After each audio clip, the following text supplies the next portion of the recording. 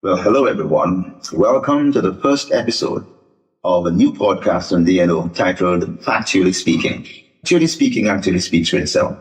That's the title of the program, in the sense that it will be focusing on the facts as we discuss various matters, of interest to you as individuals and to the country in general. We will take time to research and to present you with statistical information on the matters that are being discussed, bring you the facts and figures, so that you may go away from this program with an understanding of the matter at hand based on the program.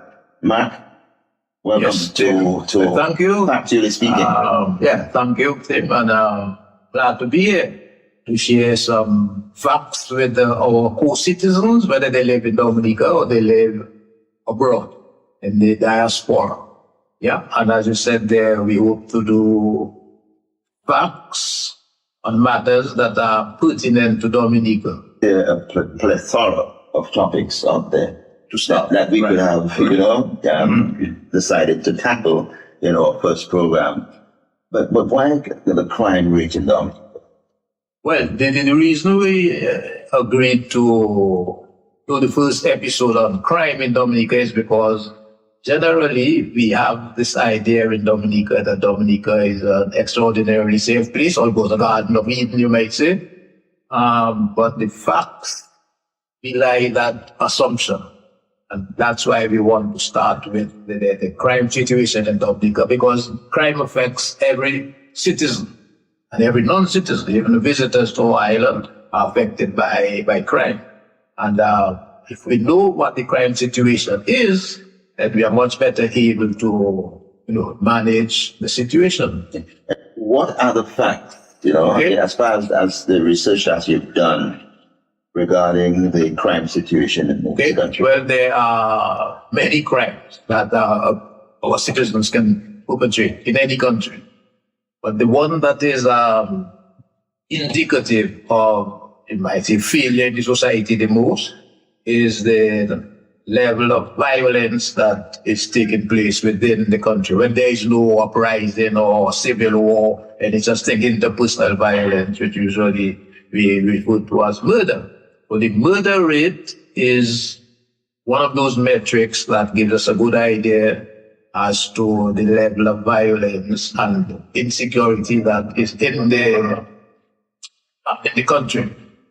And just to give you a starting point, the average murder rate per 100,000 population in the world is about 6. It varies from year to year, but spins around 6. The United States, for example, which we think of as relatively violent, actually its rate of murder is about 6 murders per 100,000 persons, which translates roughly to about 25,000 murders per year. The population is 330 million. Dominica's population, of course, is nowhere at that level, but we also have a high murder rate that is actually much higher generally each year than the United States. And the figures we have here are from 1999 to 2021. And if we start off with murder, as we said there, we'll see that in 1999, we had 6 murders. And that gave us a rate of 8.35 murders per 100,000 persons. Obviously, it relates to the population and the number of murders. In 2000, which is the beginning of the new century, there were 2. And the murder rate there was 2.40 per 100,000. Following year, which is 2001, we had only 1, which is great news, but could have been better news if the number had been 0. But there was 1. And the murder rate there was 1.41. So in these 2 years, 2000 and 2001, our murder rate in Dominica was below the world average by a significant amount. Whereas in 1999, it was above the world average by a relatively small amount as well. it was above. And then we get into 2002, and we have 9 murders. And our murder rate then jumps up to 12.79 per 100,000 people. And the most, I'd say, murderous year was in 2017, when we had 19 murders, which gave us a murder rate of 27.23, which is quite high according to the world standard, which is about 6. We have 27.23 in 2017. Yeah. And in 2020, it dropped by 4 murders. So in 2020, we had 20.72 murders per 100,000 people. Yeah. So our murder rate is actually much higher than we generally think. Your analysis, though, of the figures, I mean, is it based, we have established that they fluctuated, between 1999 and 2021. It was not a steady trend, so to speak. Right. But given all of the figures, as a statistician, as an economist, somebody who does statistics, I mean, if you were to analyze those figures, what would be the ultimate assessment? I would you say that is indicative of a rising trend, or how would you characterize it? A rising trend, because at the turn of the century, we were at 6 per 100,000. At the 2000 itself exactly, we were at 2.8 per 100,000. And then in 2001, we were at 1 murder for the year, which gave us a murder rate of 1.41 per 100,000 persons. And then from then on, it started increasing. Okay? And it got to as high as 19 murders in 2017. So I would say, although it's fluctuating, the general trend has been upward. In 2021, it was at 9, and I think that's partly to do with the pandemic, because in 2021, the pandemic was in, you might say, full swing, and we were ordered to stay home and not to be out in public, etc. So there were probably less opportunities for people to get into conflict with each other and engage in violence. Yeah. Okay. Leading to murder. All right. So there's been a trend, in terms of the increase in the murder rate. Yeah. At the same time, however, maybe you should mention this there. The next, you might say, grave crime or violence. Well, I was coming to that. I was about to ask you what other crimes, violent crimes of note, that you were able to get information. The manslaughter, the crime of manslaughter actually has been quite low in Dominica, meaning to say that the police and the prosecutorial arm of the justice system did not prosecute many people for manslaughter. Yeah, and many years there were 0 manslaughter charges. For those people who are not sure, not everyone is familiar with court terms and so on, and the laws. What is manslaughter opposed to murder? Yeah. Well, manslaughter implies that you were reckless in causing somebody's death, but it was not your intention to cause the death. For example, you might have been driving at 60 miles per hour on a piece of road where it's really only safe to drive at 30. You were not intending to kill anybody, but at the reckless speed at which you were driving, you got into an accident with somebody else and it caused his death.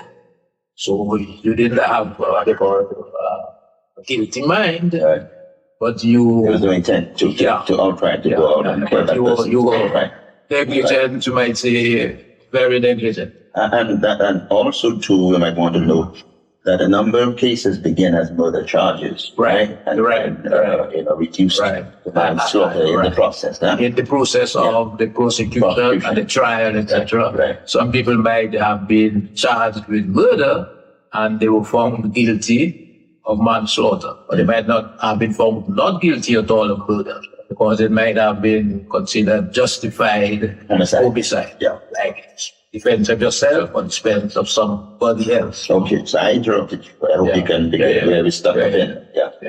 All right. Yeah. But there is a number of crimes of violence there that I think we should highlight. And these are crimes that are generally executed against the female population. There are a number of categories there: rape, indecent assault, unlawful sexual intercourse.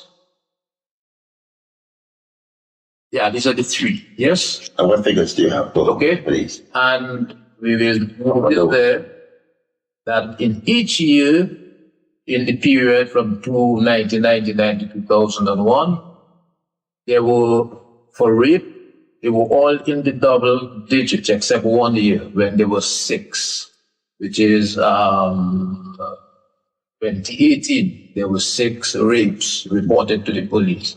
Oh, and there's another year when there were 9, just 1 below the double digit. Yeah, but so it's relatively high for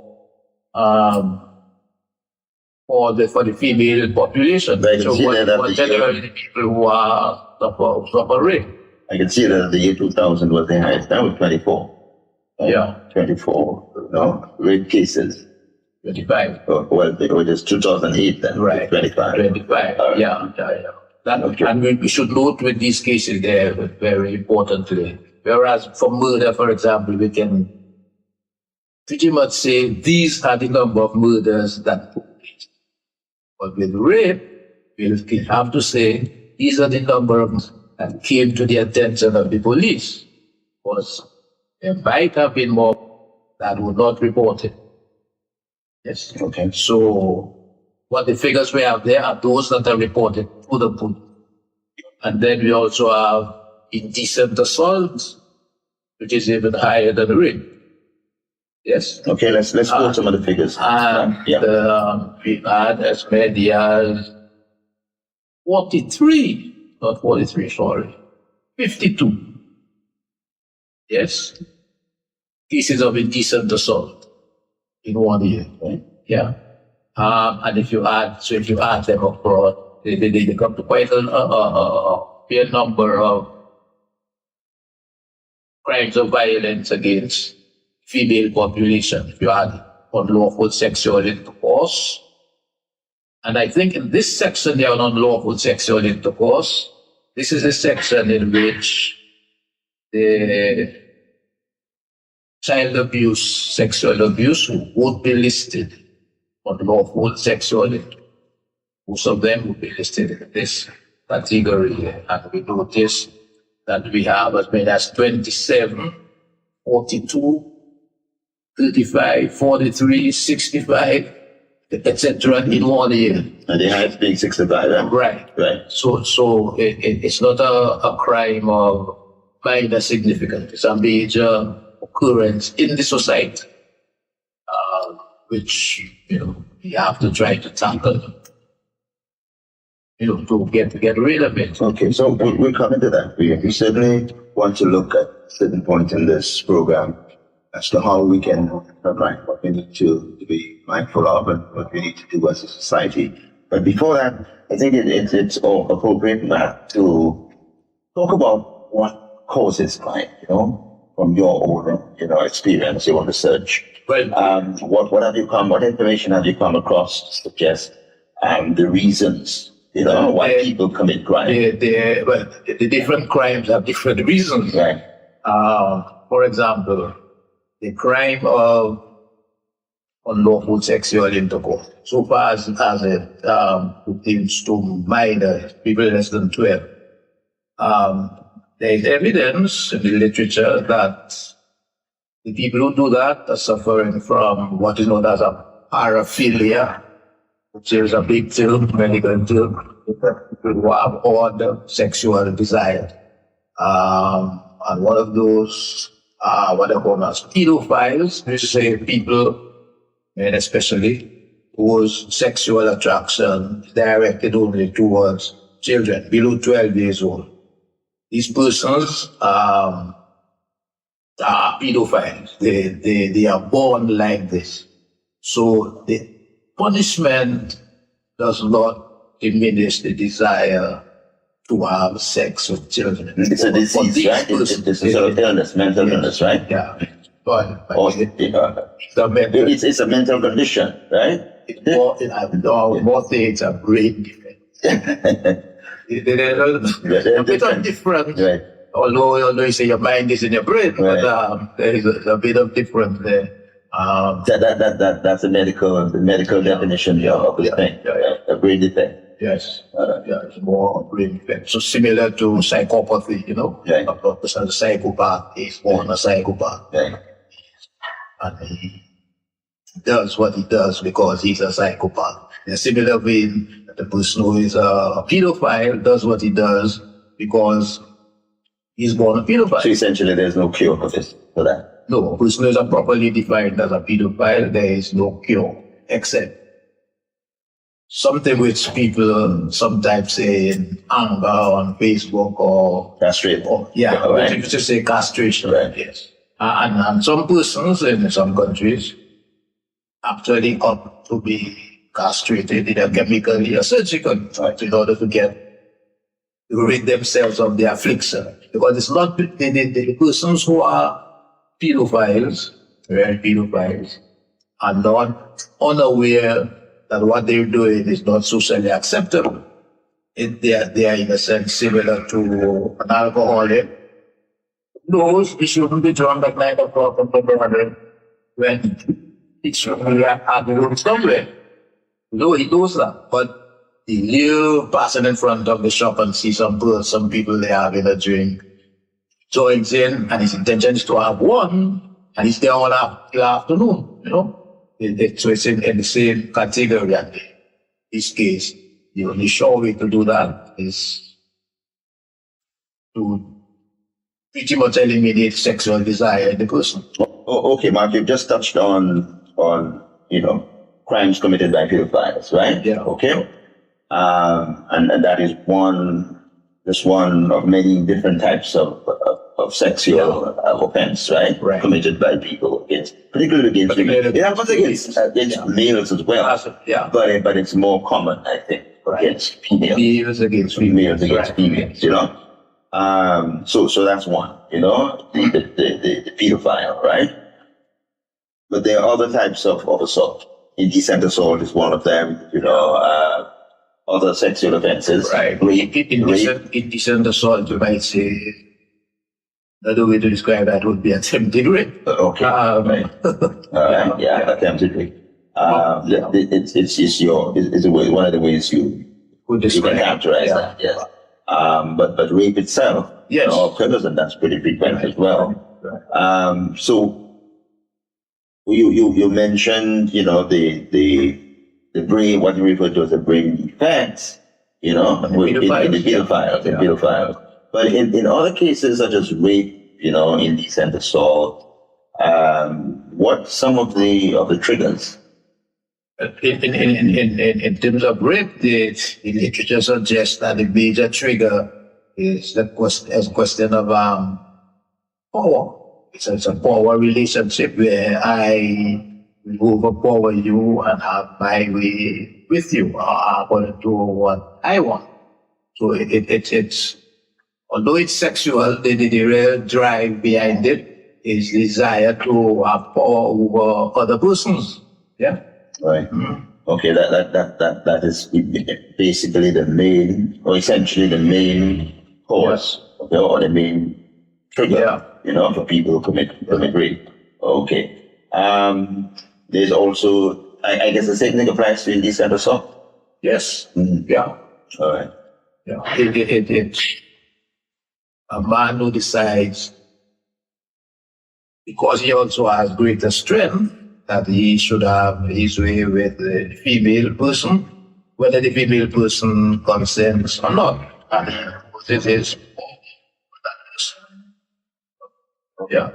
All right. So we were about to tackle Some other major the crimes issues of that major are crimes, types of the crime. right? Like murder and robbery and Robbery, extortion. burglary, Okay. property, basically crimes against property. Yeah. So we had in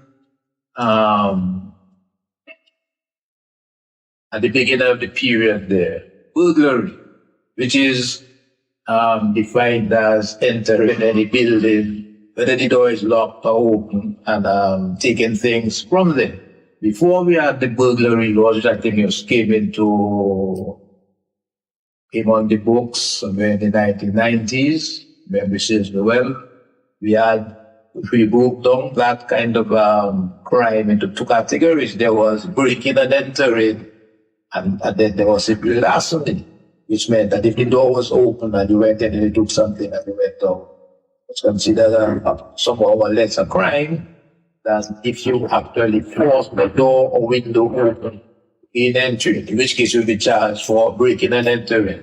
They dispense with the distinction between the two kinds of theft, if you like, from buildings and similar enclosures. So since you enter a place and take something, you are committing a burglary. Yes. Mm-hmm. So that's Okay. so But what sort of figures you have for burglary? Yeah. Burglaries. I guess the question here is we've spoken about murder, we've spoken about Burglaries at the beginning of the century, you see 1999, we had 1,320 burglaries. Okay. And the year in which we had the most burglaries was, we had 1,551. That was 2002. There were 1,551 burglaries. And then there was a steady drop in burglaries reported to the police, down to the point where in 2021, there were only 409 burglaries reported to the police. Yeah, so it came from almost 1,000 less 2021 than in 2002. Yeah, almost 1,000 less. So, which brings us to the question now: why did burglaries drop continuously until it got to as low as 409? Well, I would think for the 409, which is in the year 2021, the fact that we were on the back state of emergency because of the pandemic and our movements were restricted. The burglars' movements were also restricted, so they were less able to engage in burglary. Yeah, but although we noticed that it has been dropping still. Yeah, that's the question. Which could be two things. One, the persons who have premises secure their premises better, so that it's more difficult for the burglar to get access, or burglars have found it not too profitable, you might say, to engage in burglary, as well as the people who suffer burglary might consider that although they've lost something, they might consider that the court process, for example, would involve another expenditure of time and money on their part, which, and therefore the attitude of not reporting the burglaries, even if they did happen. So there might have been not so much a drop in the number of burglaries, but a drop in the number of reports about burglaries happening. Okay, so in essence, Mark, from what you've been saying, we should only be concerned about certain crimes at this point. because some of them, like burglaries, for example, are decreasing, so that they no longer pose the kind of threat or threat to security and stability that they did some years ago, right? The year 2000, yeah. Right. So it means at this stage, Yeah. we as a country, we should be concerned based on the statistics about certain crimes, murder being one of them, Yeah. sexual offenses Crimes against of women, violence. or crimes of violence, right? Against, being another step. But we haven't talked about, we talked about murder in terms of the statistics, but we haven't talked about what it is that would cause, That drive. right, people to commit murders, right? To commit murder. Yeah. Well, there are a number of things that would be driving that. There is this document here that talks about crime and violence in the Americas, which, by the way, Western Hemisphere, which is say from the United States, Canada, Mexico, down to Argentina, is the most murderous part of the world. Yeah. For example, they say here from this Insight on Crime, February 2023, that more than 40 of the most dangerous cities in the world are located in this region, Latin America and the Caribbean, as well as 2 of the 20 countries with the least peace in the world according to the Global Peace Index. Despite government's large spending on security and high imprisonment rates, drug and weapon trafficking, organized crime and gangs have turned violence into an epidemic that affects the whole region. A solution to this issue seems to be hardly attainable, which is to say that crime and violence, not just crime and violence, but violence is associated very much with the traffic in arms and guns among, I'd say, underworld figures, as well as the traffic in illegal substances, drugs, to be straightforward about it. But the people who engage in this activity, which is, from all appearances, highly profitable, go to any lengths to protect their market. And if it means dispatching somebody to the other side of the river, they do that. So which indicates that there is, if you like, a lot of the crimes that are taking place are crimes that are connected with acquiring economic goods and or services, which probably is tied in to the fact that the societies in Latin America and the Caribbean, including Dominica, our societies are pretty fractured. We don't have a holistic society. There are many levels of, let's say, disagreement among groups of people in the society. For example, pretty much all Africans who are in the Caribbean here brought here as slaves. And now that slavery has ended, a lot of the people of African descent are still pretty close to the bottom of the economic and social ladder. Then the indigenous people who were here, they're in a similar situation. So that there are fissures in the society which lead to people feeling excluded from the benefits of the social order, and therefore they engage in these activities even knowing that it's illegal and it's dangerous and they could get killed. They will be willing to do it. Yeah. So I think the different kinds of crime have different reasons, and there is a number which is called a Gini coefficient, which is to say it's a number that calculates how unevenly or evenly the income and wealth in a society is distributed. And I think in our part of the world, Gini coefficient is pretty high, meaning that the distribution of income is very uneven. But there are large groups of people who have very low incomes and who find it difficult to get jobs in the formal economy, and therefore they turn to alternative means of getting sustenance.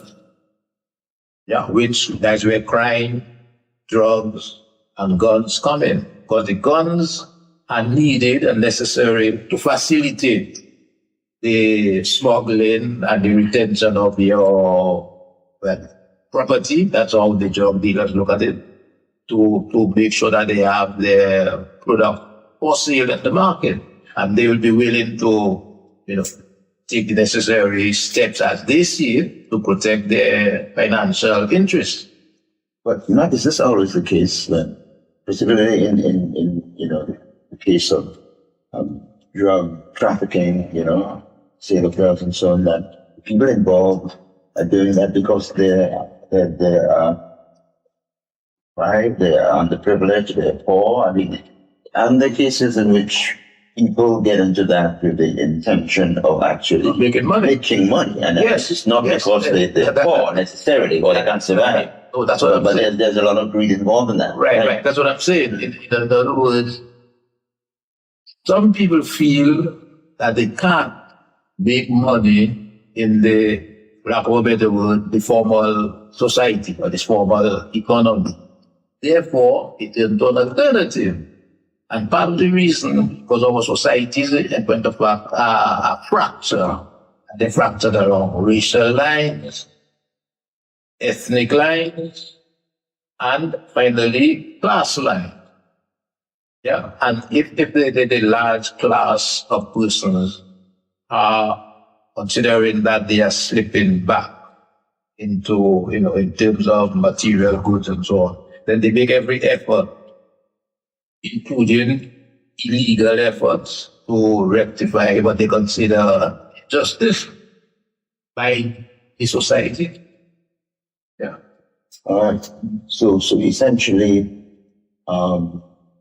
in dealing with matters of crime of that nature, those are the things that we need to take into consideration to arrive at a final. Because as the statement I read out there just says there, we have a very high imprisonment rate, including Dominica, by the way. But that has done nothing to diminish violent crime.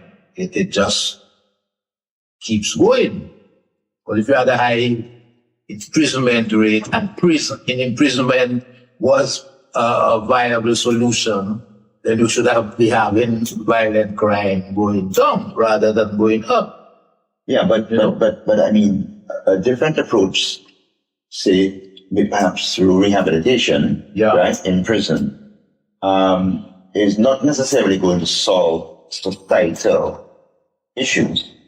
Okay? In other words, you will still have, the divide in society, where the fissures that you spoke about, like where some people are just not as advantaged or more or less or disadvantaged, so to speak, than others. Right. And this causes this, this divide and the need by those people who are in that disadvantaged position to find ways of surviving or earning, income. Right. So therefore, the battle interface to me has to be fought into fronts, right? Mm-hmm. One where you try to ensure that the people who commit crimes can be rehabilitated in such a manner that they can go back into society as better people. Right. But on the other hand, if they go back into society as, better people, they are, and they meet the same conditions, that cause them to get into crime in the first place, something is going to change, right? Yeah, for them not to get back into it. Right. So then how can we tackle that? Well, we have to put resources in the right place. In other words, instead of building more prisons and hiring more guards and so on there, we might better use some of that money there to have interventions with particularly the youth that are at risk before they get involved with the legal and judicial system. So they have an alternative and they see a different path that's available to them. So, but which means it's not a thing that we're going to solve in a 5-year election cycle. Yes, so the state has to commit to that kind of intervention over a long period of time.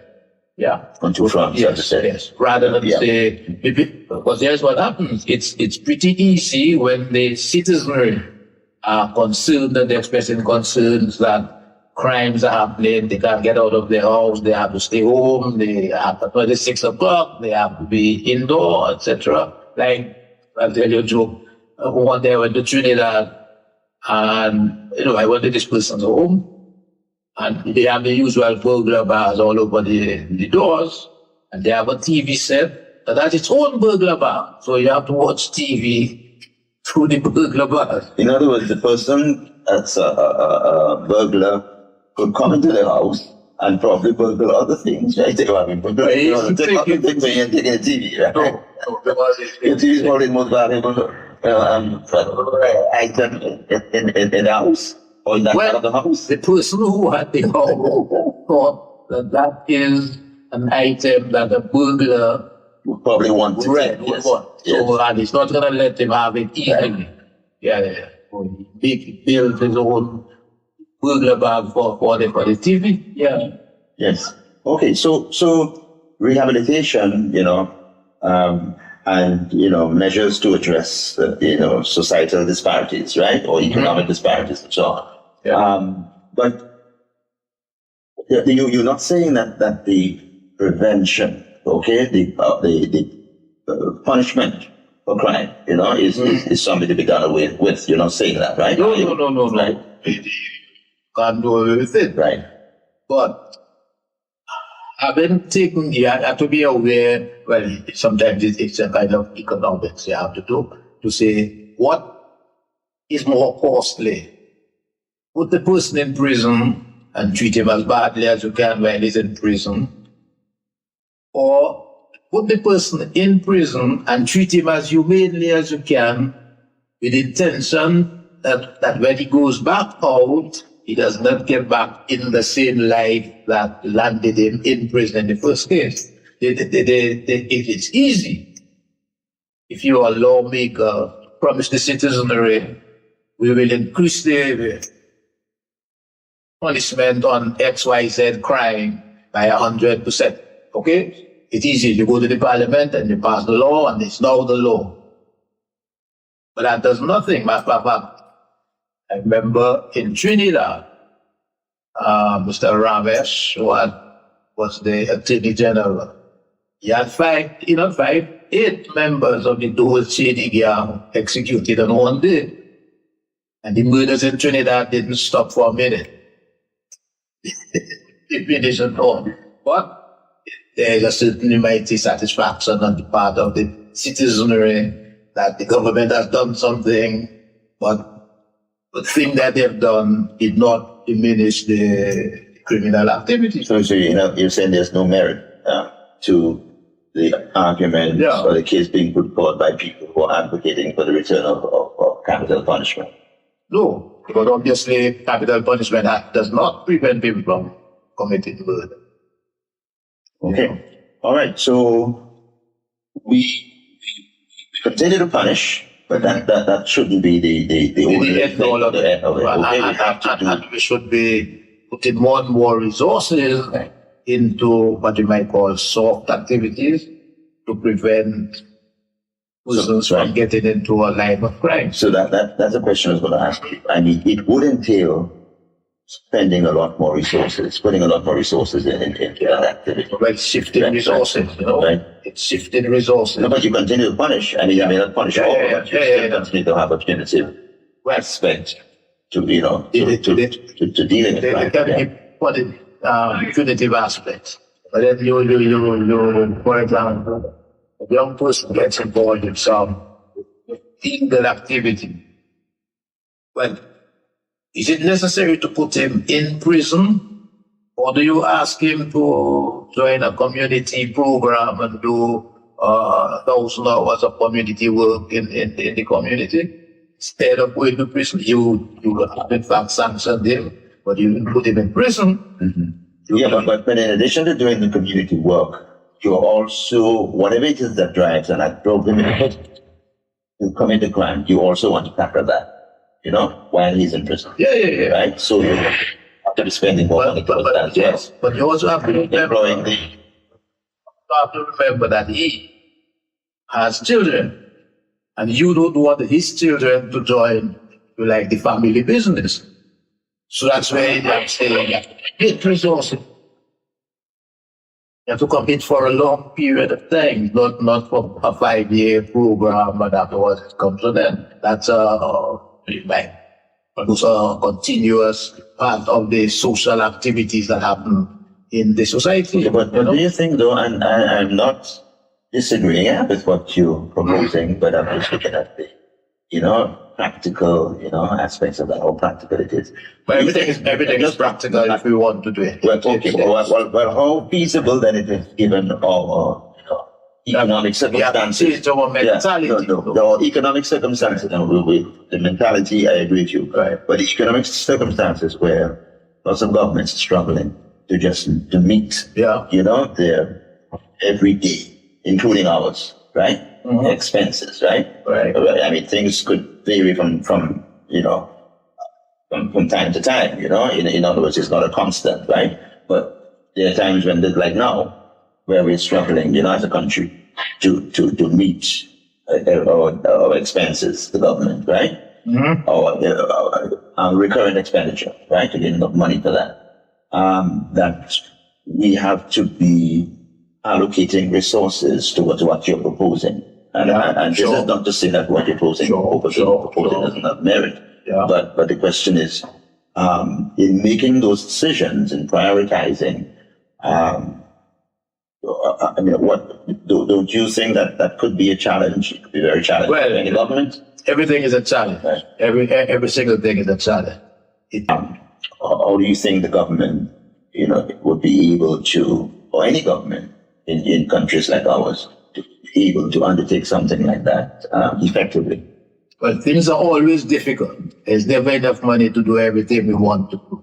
We have to make a choice. Part of the choice we have to make is we have to weigh the future and the present. Okay? If we invest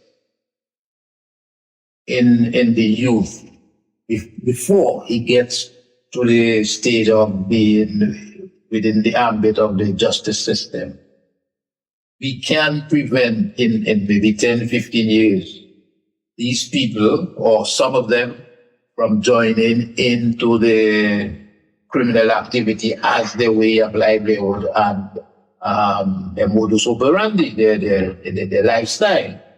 But what we must not do is have the short-termism. We must commit to a change. It's like an oil tanker on the sea. It's a big ship.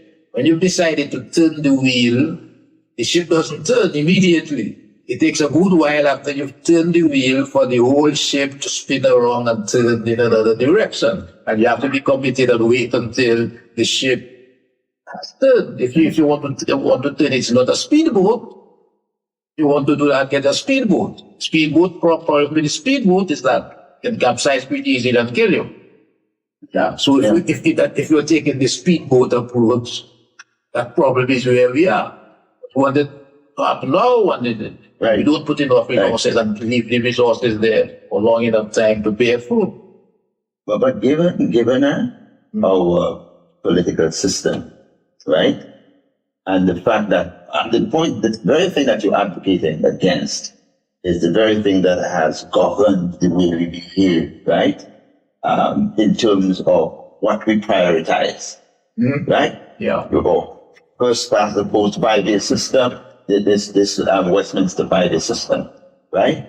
Where once we get in there, our priorities are to how can we ensure that we get re-elected in the next 5 years? So it seems to me that I think you pointed out sometime earlier on that we need to change our mindset. right, as a country. We need to change the way we do things, right? And not just with what you're proposing, but the way that we approach everything else, because that is how our political system is structured. And that is how our politicians operate. That we want to ensure when we get there, we do the things that will ensure that we get re-elected. The point I'm making there is that these structures and ways of thinking, people created them and they do them, and they can do otherwise and make a better choice. Because, for example, we're talking about sexual offenses there. Not so long ago, there were an outcry about about sexual offenses, particularly offenses against female children.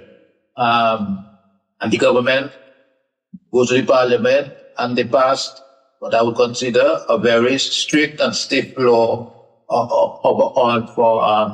supposedly to deter sexual offenses. But obviously, as we can see from these figures there and so on there, that has pretty much done nothing. But so what is the government next move? To increase the penalty or do something else? Because just the penalty is not creating the kind of society we need.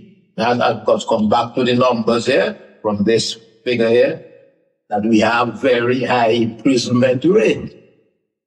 The only other thing you would say that goes beyond imprisonment is simply to capital punishment for practically all crimes. That's not a feasible thing.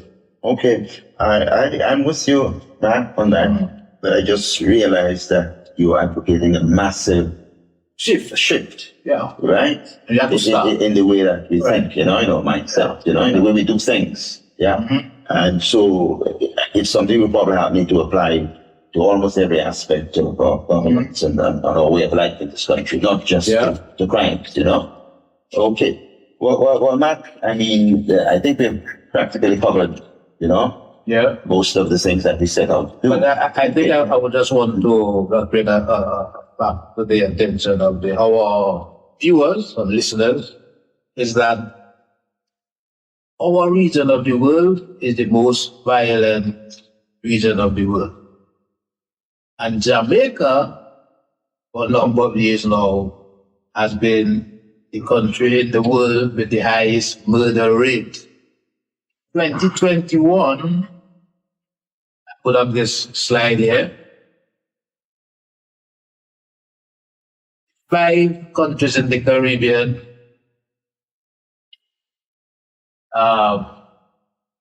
maybe to say the English-speaking Caribbean, that the highest murder rates for Jamaica, followed by St. Lucia, followed by Belize, and Dominica is in 4th place, and Guyana is in 5th place. Just a little bit of Dominica. In terms of murders, 200,000 people.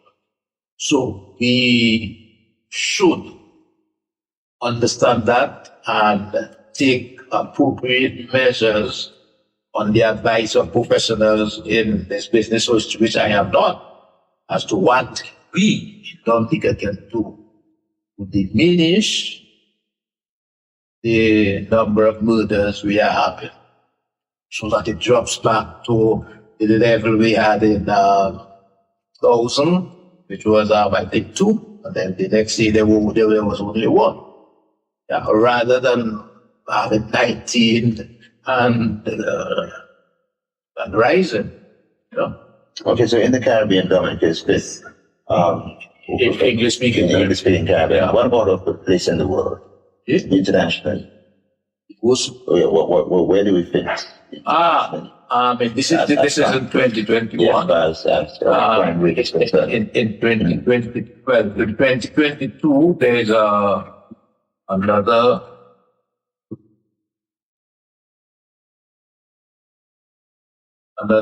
statistic here. 2022, Jamaica again is at the top of the list with 52.90 murders, 100,000 population, followed by Venezuela at 40.40. Trinidad and Tobago is in third place at 39.40, only 1 point lower than Venezuela. Dominica does not figure on this 2022 list. Yeah, you're talking about the Caribbean there still? No? Or No, is it Latin America? Latin America, Okay. and the Caribbean. And the Caribbean. Yeah. Yeah. Okay. The country with the lowest murder rate was Chile with 4.60, which is below the world average. Yeah. But there's something maybe that's been puzzling me for a bit there. Maybe some of our viewers might be able to enlighten me or enlighten us on it there. That the United States, we think of it as a violent country, but as we just indicated there, there's a murder rate about 6 per 100,000, which is lower than we have most years. But at the same time, the United States has a self-murder rate, or suicide rate, that is sometimes called, about 3 times as high as the murder rate, which I find very puzzling. And if there's somebody from the United States who want to live there, or whatever, we would be very happy to know from you what could be the cause of this odd behavior that so many people are resorting to suicide. How does the rate in the United States compare to the rest of the world, other parts of the world? But I know I didn't look at the suicide rate for the rest of the world, no. But you can look it up. You can find it on the internet. Because that would give us some context then. Yeah. Like whether it is a widespread thing, Right. or whether it is specific to the United States. I doubt many countries where the number of suicides Right. exceed the number of murders. Yeah. But they might be. Yeah. All right. Well, Matt, I think we've come to the end of the line for this one. Okay. Thank you for providing the information. As I told you at the beginning of this program, viewers, that Mark is a co-host, but from time to time, he will be the main contributor in terms of information to the topic at hand. Tonight, that's how we started off his role as a resource person. As we progress with this program, we aim to bring resource people whenever necessary when we discuss some topics where we feel that there are people who are in a position to contribute meaningfully, significantly to the discussion. We'll bring them on board. And we also encourage you to give us feedback and to indicate some of the topics that you would like us to tackle on your behalf. But always remember that the focus of this show is to bring you the facts and figures. So we will be tackling topics that will enable us to do the necessary research and bring you the appropriate statistics. So remember that when you're making suggestions to us. Man, final word. And I just think probably we should have another session on this topic of violence and crime in Dominica here. And this time have somebody else who has a different perspective from us or as a guest. I have somebody in mind. I will confirm that later as soon as we made the arrangements for the person to be with us. Yeah. Okay, so we may have someone else on this show talking about the crime rate and crime generally in Dominica. And we're looking forward to being able to bring that to you. But in the meantime, we thank you for joining us, and we'll see you again next time.